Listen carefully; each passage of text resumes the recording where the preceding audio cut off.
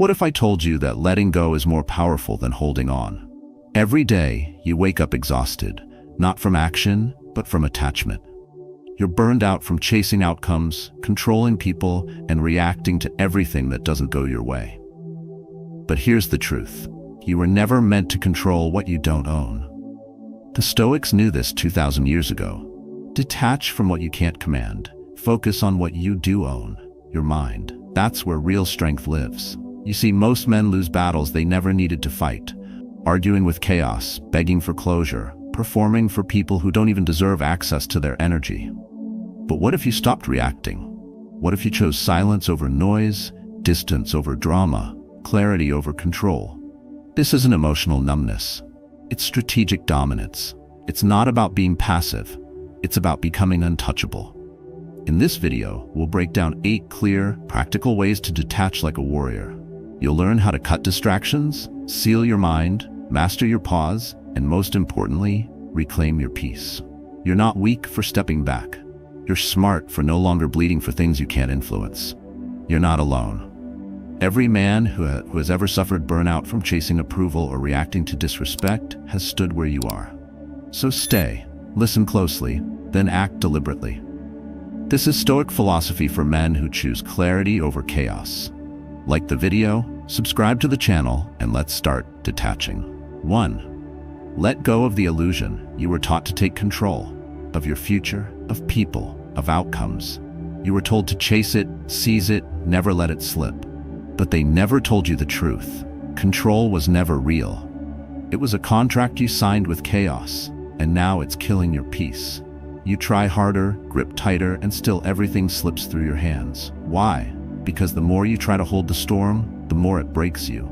You weren't designed to dominate the wind. You were designed to stand in it without losing yourself. Think of a man gripping a rope that's tied to a sinking ship. He believes that if he holds on long enough, the ship will rise. But it doesn't. It pulls him down. Every second he clings, he loses oxygen. Perspective, power. Detachment isn't weakness. Cutting the rope isn't quitting. It's how you survive. It's how you dominate the situation without letting it dominate you. You lose control the moment you need it. When you need someone to act right, when you need a situation to go your way, you've handed your emotional sovereignty to the unknown. Now your mood, your peace, your discipline, they hang on threads you don't hold. That's not a strength. That's emotional slavery. And that's exactly what Stoicism exists to break. The Stoics didn't believe in bending reality. They believed in bending the mind to fit reality. Some things are up to us and some things are not, Epictetus said. That's the line, not a theory. Although, on one side, your choices, your focus, your actions. On the other hand, everything else. Weather, traffic, other people, your past, the markets, the news, what someone thinks of you, how they behave, what they feel, where they go. That's all smoke, no leverage, no control. Still, most people burn decades trying to force things to happen, waiting for apologies, manipulating timing, arguing with fate. They invest their energy into shadows and wonder why they're exhausted. They drown in anxiety, not because they're weak, but because they're attaching to things they were never meant to carry. Detachment, then, is not indifference. It's precision. It's choosing what gets to touch your nervous system, what gets to enter the gate, what deserves your emotional bandwidth. Most things don't. You feel tired, not because life is hard, but because you're pouring fuel into outcomes you can't steer. Letting go is not a spiritual concept. It's a tactical decision. Every moment you choose not to react, not to chase, not to control, you reclaim energy. That energy becomes your weapon, your clarity, your edge. The man who needs nothing owns everything he does. That's the shift. So next time you feel pulled, to argue, to fix, to force someone to understand you, remember the rope. Ask yourself, does this outcome belong to me? Is this mine to command or mine to release? If it's not in your hands, it should not be in your head. Then act accordingly. Step back, seal gacked, return to your post. Power does not come from more effort. It comes from fewer leaks. You are not here to carry everything. You are here to command only what's yours. Let the rest burn, let the illusion fall, and watch what remains. You, still, clear, unmoved, in command. 2. Own nothing but yourself. You think you're in control because the world listens to you. You think your power comes from your job title, your relationship, your influence. But look closer. The truth is this: you don't own any of it. Not the applause, not the outcome, not even the people who say they'll never leave. Everything around you is on lease, temporary, unstable, unpredictable. The only thing you truly own is your mind, and most men forget to protect it until it's too late. Imagine a soldier standing in enemy territory, unarmed, surrounded, yet still barking orders as if he commands the field. That's what most people look like emotionally, trying to direct a world that doesn't belong to them. They explode when others don't act the way they expect. They fall apart when plans crumble. They spiral when someone walks away. But what they fail to see is this: real damage doesn't come from the event. It comes from the expectation. They weren't betrayed by life. They were betrayed by the illusion that it owed them something. Stoicism cuts through this delusion with a blade. The Stoic doesn't cry over chaos. He builds for it. He doesn't try to predict the weather. He fortifies the roof. Marcus Aurelius ruled an empire but still reminded himself, you have power over your mind, not outside events. Realize this, and you will find strength. That's not philosophy, that's armor. You lose strength every time you try to regulate the behavior of others. You lose time every time you try to manage someone else's perception. You lose peace every time you trade your discipline for their approval. That's not love. That's emotional exposure. When your identity depends on things that move, you become movable. When your validation is outsourced, your stability is on loan. And when it's taken, you collapse. But there's another way. Detachment isn't about walking away from the world. It's about reclaiming your authority inside it. The battlefield isn't your job. It's not your partner. It's not the people who misunderstand you. The battlefield is your reaction to it all. And the victory is silence, precision, self-governance. When you stop giving strangers the keys to your self-worth, you become unreadable, unshakable. You move from fragile to formidable. You stop proving, you start choosing, and the weight lifts. So the next time someone offends you and the reflex to argue rises, pause. Ask yourself, is this person inside my domain? Is their opinion something I can command or just noise passing through? Then act accordingly. Don't explain. Don't react. Don't defend. Withdraw your energy. Shift the power dynamic by shifting your focus inward. That's not passive. That's strategic. Because when your peace no longer depends on external cooperation, no one can weaponize your emotional state against you. Build the fortress. Not in theory, in practice. Start by reviewing where your energy bleeds. Who are you trying to impress? Where are you overextending to be liked, to be needed, to be praised? Now burn the list. You don't owe anyone your openness. You owe yourself your sovereignty. Most men live outside their walls, fighting, chasing, performing. Few return home to their true post, still calm, centered. You can't be everywhere. So start here. Withdraw from what moves. Stand where you cannot be moved. Own nothing but yourself and watch everything else lose its power over you. 3. Seal the mind. A fortress isn't conquered by force. It's lost through open gates, not with armies, but with access. The same is true for your mind. You don't lose clarity because life is chaotic. You lose it because you've left too many doors unlocked. Noise walks in, opinions walk in, expectations walk in, and soon you don't know which thoughts are yours anymore. Most people don't defend their minds. They decorate it. They scroll. They react. They absorb everything, every headline, every opinion, every insult, and they wonder why they're drowning in confusion. But a man who doesn't seal his mind is a man who will break under pressure. Not because the storm is too strong, but because the foundation is too open. Your mind should not be a hallway. It should be a vault, locked, weighted, disciplined. Every thought that enters must earn its place. Every emotion must pass inspection. Because unchecked emotion becomes manipulation. Unfiltered input becomes control. Imagine a computer with no firewall. Everything gets in, malware, noise, viruses. It slows, glitches, collapses. Now apply that to your thinking. Every notification, every comment, every swipe, they chip away at your stability. And that's how the world disarms you. Not with war, with distraction. They don't need to fight your will. They just fill your bandwidth. You're not losing to enemies. You're leaking to noise. The Stoics understood this. Marcus Aurelius journaled daily, not to share his thoughts, but to secure them, to filter, to sort signal from noise, to keep the fortress clean. He wasn't posting for likes. He was building walls. His calm wasn't natural. It was crafted, word by word, filter by filter. That's the model. You don't owe the world constant exposure. You owe your mind protection. You don't let every person into your home.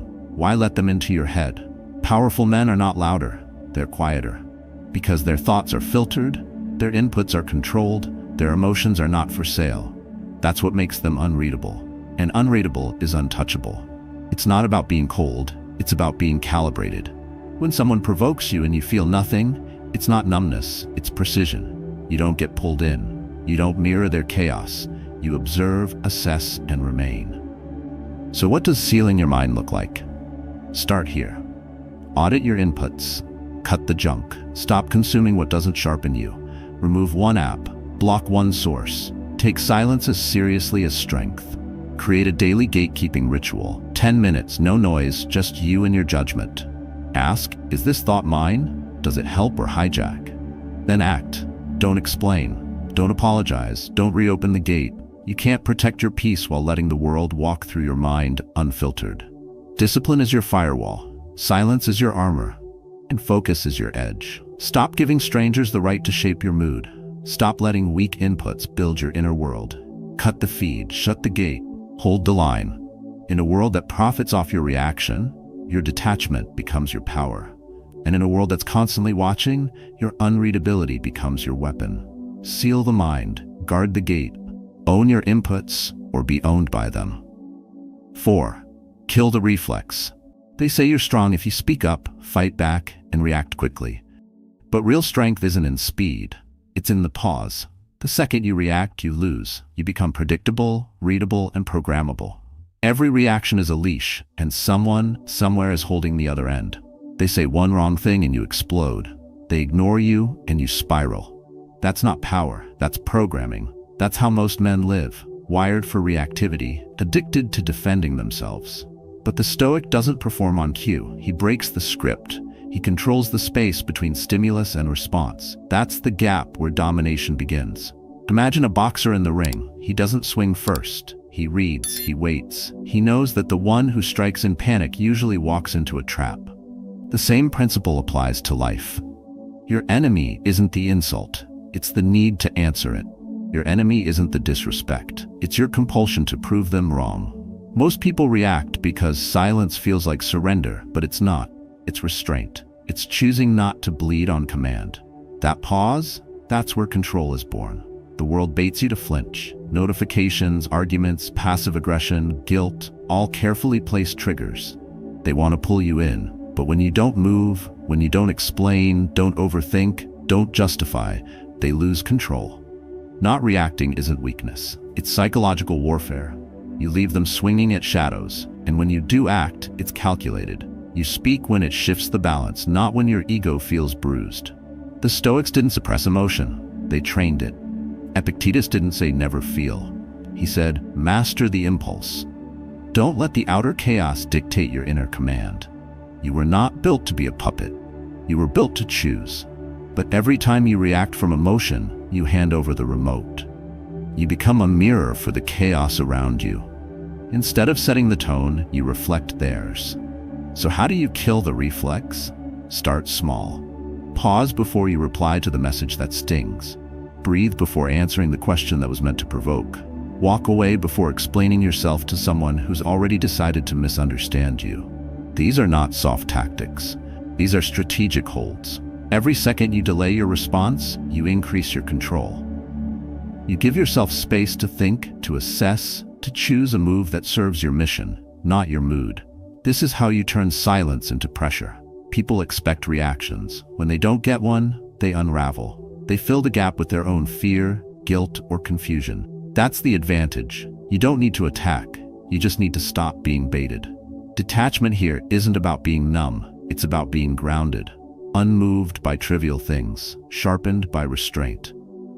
Because the man who pauses doesn't just survive conflict, he dictates the outcome. While others waste energy on noise, he conserves power for decisive strikes. While they play defense, he controls the terrain. This isn't coldness. This is calm under pressure. This is stoic dominance in motion. If they can make you flinch, they own your rhythm. But if you can sit in silence while others shout, you control the pace. You change the room without raising your voice. And that's the mark of mastery. Kill the reflex, command the pause, strike only when you choose, not when you're triggered. That's how you win without fighting. That's how you remain untouchable. 5. Cut without emotion. You don't need to yell. You don't need to prove anything. You just need to cut, clean, sharp, final. That's detachment. Not some vague idea of inner peace, but a surgical act of clarity. Most men bleed because they won't make the cut. They hold on out of guilt, nostalgia, or comfort. They confuse loyalty with self-destruction. And they tell themselves it's love, it's kindness, it's strength. But if it drains your discipline, clouds your focus, breaks your calm, it doesn't belong. Picture a man carrying a leaking barrel. The longer he holds it, the heavier it feels. Not because the weight changed, but because the leak never stops. He adjusts, he justifies, he hopes it'll stop dripping. But it doesn't. It never will. That's how most men carry people, habits, and attachments. Things that drain them quietly while they try to stay strong. But there's no honor in holding what poisons you. There's no virtue in refusing to let go of what has already left you emotionally. Cutting isn't cruel. Cutting is clarity. It's the decision to end the slow death of your energy. When you detach without apology, you reclaim your edge. You stop explaining why your peace matters more than their approval. And you stop bargaining with people who only love you when you're useful. That's not detachment out of bitterness. That's detachment out of vision. You see where this is going, and you walk away before it becomes a wreck. The Stoics never preached passivity. They taught restraint, yes, but they also taught standard. Epictetus didn't say to tolerate everything. He said guard your mind. He said don't invite what corrupts your peace. Detachment means you love with discipline, not desperation. It means when something no longer aligns with your values, you don't fix it, you remove it. No noise, no fight, just motion. Most people confuse emotional silence with emotional numbness. But you're not going cold, you're going clear. And in clarity, you realize not everything deserves closure. Not everyone deserves another conversation. Some things require a clean exit, without a scene, without guilt, without leaving a door cracked open for chaos to re-enter. So when do you cut? When the weight steals your sleep, when the tension clouds your thinking, when you find yourself shrinking to keep peace in places that never return it. That's your signal. And when it shows up, act. Don't debate, don't dramatize it, just act. Distance is discipline in motion. A man who knows how to walk away doesn't fear loss. He fears losing himself trying to keep what no longer fits. Cutting without emotion doesn't mean you didn't feel. It means you felt and still chose logic. You felt and still chose silence. You felt and still chose yourself. Apply this to one thing in your life. A toxic input, a useless expectation, a draining contact. Don't wait for the situation to explode. End it now. Quietly, precisely.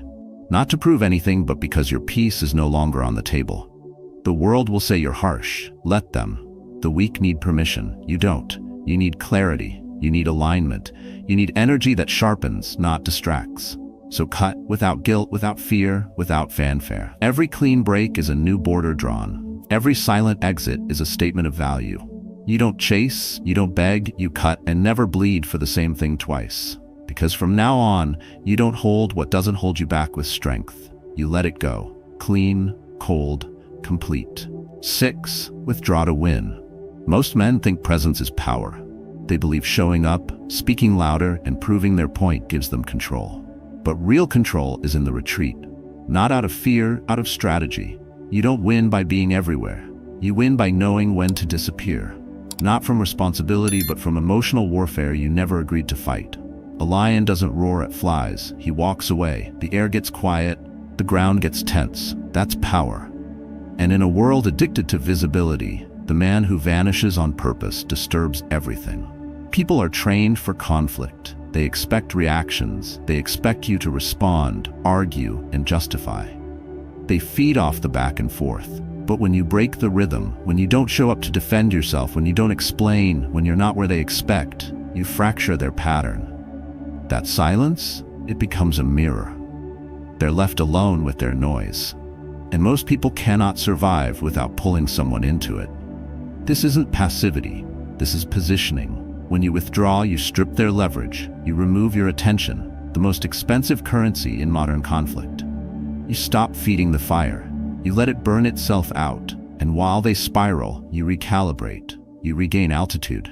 Because presence isn't always a weapon, sometimes it's bait. And most men keep showing up where they're being slowly disarmed.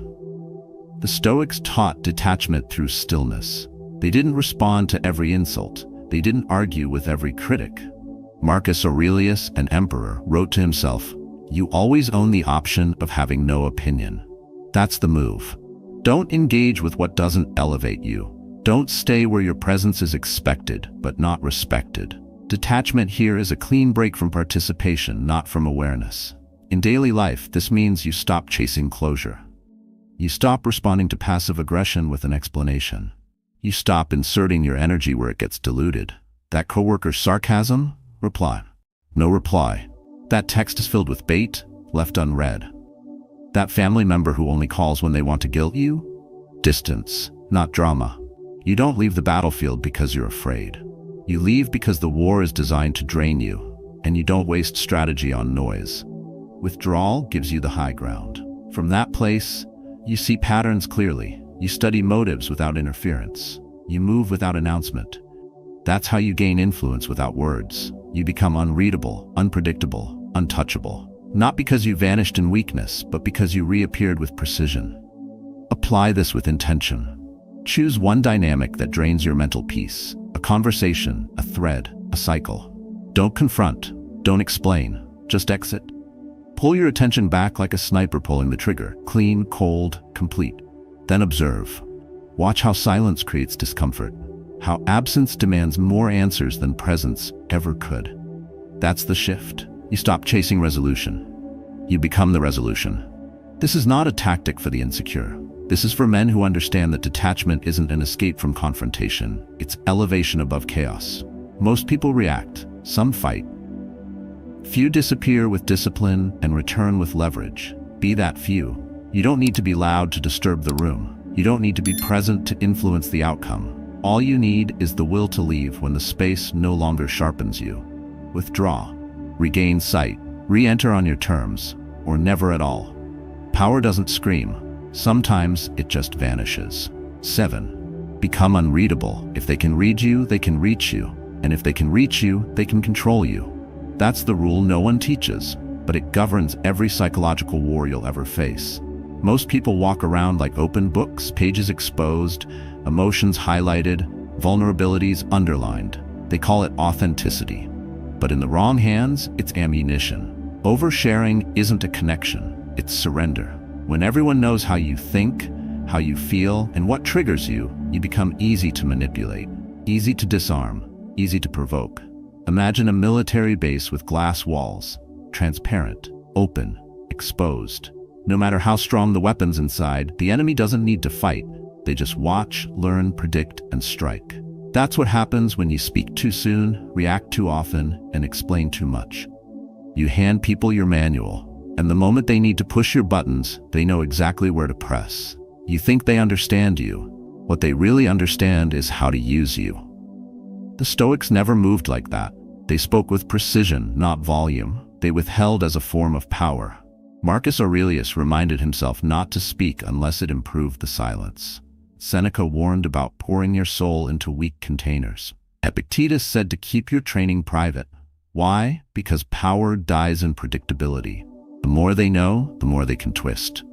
Being unreadable doesn't mean being fake. It means being governed. You don't show everything you feel. You don't react to every stimulus. You learn to hold tension, to observe without being drawn in, to filter your visibility like a sniper in a crowd. Your calm isn't emptiness. It's controlled exposure. You're not hiding. You're choosing what gets seen, when, and by whom. In a practical sense, this means mastering micro moments. When someone insults you, don't flinch. When a manipulator tests your boundaries, don't defend. Let the silence do the work. When the world expects a reaction, give them stillness. That's the strike. Not loud, but surgical. The fewer signals you give off, the more unstable they become trying to decode you. You become their mirror, their projection, and eventually their confusion. Unreadability is mental shielding. You walk into rooms without broadcasting your energy.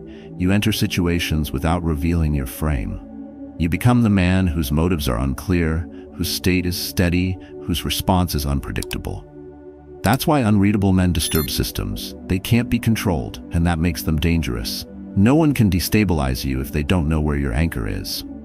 So how do you train this? Start with silence, not as withdrawal, but as assertion. Speak less. Cut your explanations in half. Stop narrating your day, your struggle, your intent. Let them guess, let them assume, and let them be wrong. That space between who you are and what they think, that's your weapon. Hold it. Then practice emotional stillness. When you feel the urge to correct, to clarify, to be understood, pause. Not everything deserves clarity. Not everyone deserves access. Especially not those who haven't earned it through consistency and respect. From now on, let people read silence, not your state. Let your face say nothing. Let your eyes say everything. Let your energy remain intact behind closed gates.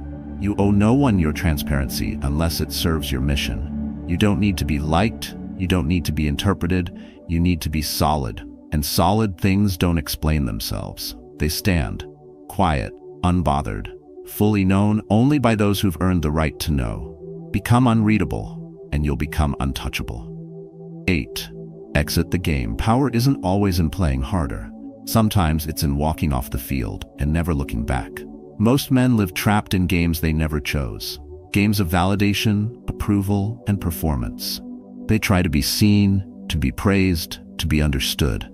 But the more they chase significance in other people's eyes, the more invisible they become to themselves. The truth is simple. You don't win by proving yourself. You win by detaching from the need to be seen at all. Think of a puppet on stage. Every string moves it. Applause, criticism, expectations, silence. It dances to survive, not out of joy but fear. That's the modern man. Reactive, pleasing, exhausted. But the Stoic cuts the strings. He doesn't stop feeling. He stops needing. He doesn't shout his truth. He lives it. He doesn't beg for peace. He builds it. Quietly, daily, with discipline. You cannot be broken by what you've already killed inside. The need to explain, the desire to be liked, the desperation to be accepted. All of that, burned, cut, sealed. The man who doesn't need the crowd cannot be manipulated by it. He's not cold. He's calibrated. He still loves, still feels, but he doesn't bleed to prove it. He stays in control, and that control doesn't scream. It exists. Heavy, grounded. This is where most people fail. Not in action, but in attachment. They walk away from situations, but not the emotional leash tied to them. They say it's over, but they still check their phone. Still seek closure. Still perform mentally for an audience that stopped watching. Detachment isn't physical distance. It's psychological dominance. The moment you no longer need them to understand, respond, fix, explain, you've already won. The Stoics call this state apatheia, not apathy, but a mind untouched by what doesn't serve it. A man who trains his thoughts to obey his mission, not his mood. That kind of power isn't loud, it's unnerving. Because you become the ghost they can't provoke, the storm they can't predict. You're not aggressive, you're still. And in a noisy world, stillness disturbs. So how do you exit the game? You stop proving. You stop trying to manage the image others have of you. You cut off the performance at its root, the internal story that says you must earn your right to peace. You already have it, you just forgot. Start by identifying one loop you're trapped in. Maybe it's needing to respond, needing to be understood, needing someone to validate your value. Then break it. Not with drama, with stillness, with no explanation, with a calm that confuses. Detachment here is the final form. Not numb, not distant, just complete. No unfinished conversations, no fake connections, no unspoken needs, just you, grounded, focused, quietly dangerous. That's what Stoicism builds. Not a man who escapes life, but a man who owns it from the inside out. And from now on, every move you make is intentional. Every silence is loaded. Every retreat is permanent. Not because you're weak, but because you've outgrown the need to be understood. You're not here to win people.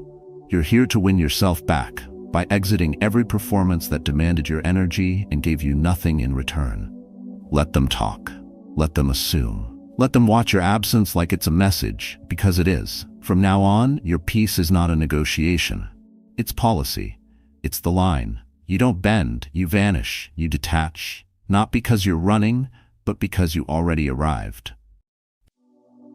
The world will keep pulling. It will demand your reaction, your attention, and your energy. But if you've listened closely, you already know power isn't in how loud you speak, it's in what you choose to ignore. It's in what you detach from. And more than anything, it's in what you no longer need. What we've walked through today isn't just a philosophy, it's a discipline, a daily decision to build clarity instead of chaos, to choose silence over noise, to hold your energy like a weapon, not a weakness. Detachment is not running away, it's rising above. It's reclaiming your identity from the hands of outcomes, expectations, and people who never earned that control. Remember, you don't own the world, but you own your response.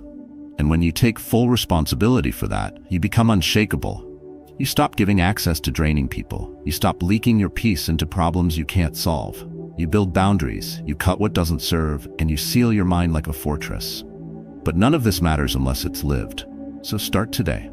Practice the pause. Train your inner calm. Withdraw from one situation that drains you. Choose not to respond. Choose stillness. Choose a discipline. Because the man who masters his detachment masters his direction. Now I want to hear from you. Which part of today's message hit you the hardest? Have you had to detach from something or someone that once controlled you? Share your story in the comments. This is how we sharpen each other. Through truth, through self-mastery, through shared growth. Stay grounded, stay focused, and above all, stay sovereign. Your peace is yours. Defend it like your life depends on it. Because it does.